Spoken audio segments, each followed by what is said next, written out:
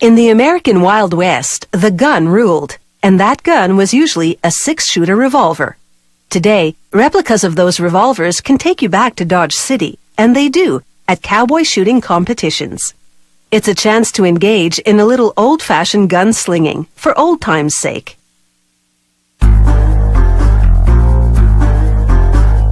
With its 6-shot cylinder and innovative cocking mechanism, the 1873 Colt was carried by the likes of Jesse James. They start these authentic replicas by shaping and machining the gun's frame.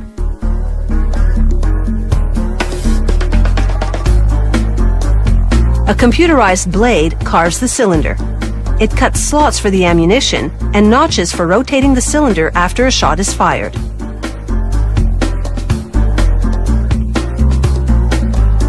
A technician files down rough edges so the parts will fit together perfectly. He then screws the curved grip and the trigger guard to the frame.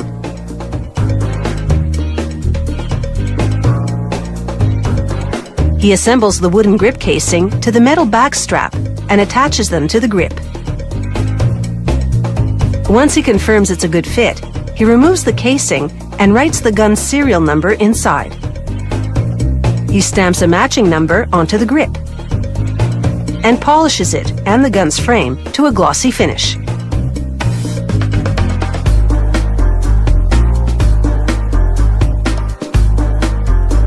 He now rolls the model number and other identifying information onto the gun's barrel. To add a bit of flourish, an artist engraves designs copying the artwork of an original Colt.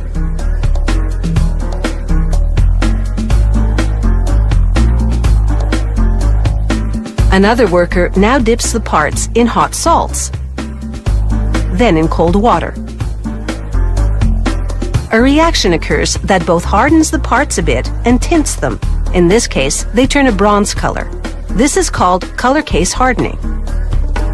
The grip and trigger guard have been removed from the gun frame for color casing. This makes it easier for the technician to install the cartridge loading gate on the frame.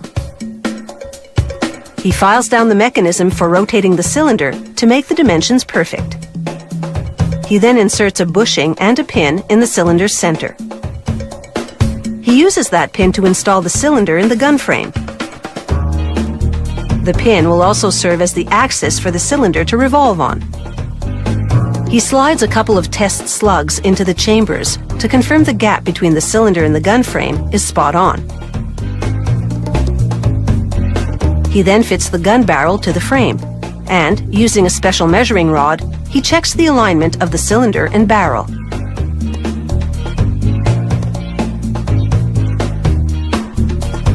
He tightens the barrel to the gun frame, using a stick as a lever.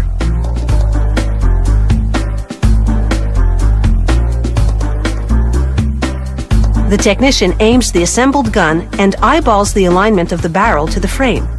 Once he's certain the configuration is right on target, he installs the gun's hammer and trigger.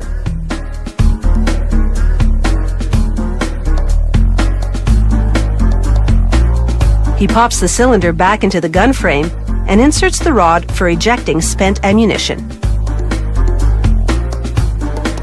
He screws a spring into the side of the hammer and cocks it in its 3 different positions to verify that it's in working order. He then reattaches the grip and trigger guard. He assembles a flat spring to the curved grip. This is the main spring. It transfers energy from the trigger to the hammer to cause the revolver to fire.